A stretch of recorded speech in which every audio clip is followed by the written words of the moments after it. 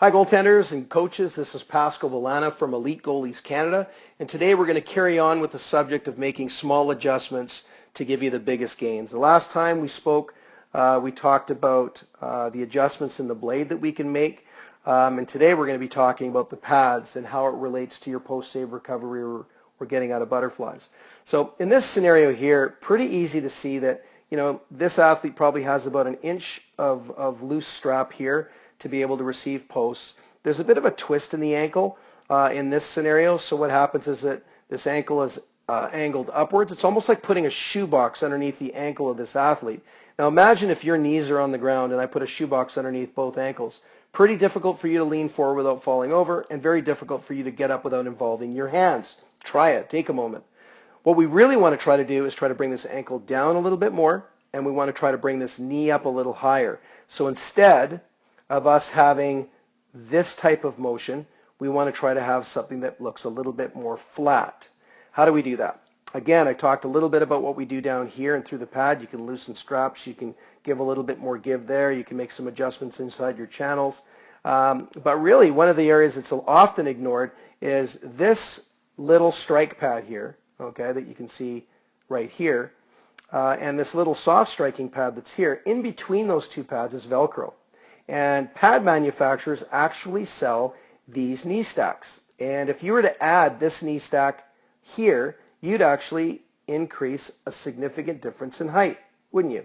So in doing so, if we were to pull away from this and we made the appropriate adjustment here and made the appropriate adjustment here, and we drew a line between the two, your ankle and your knee would have a much less defined angle than that.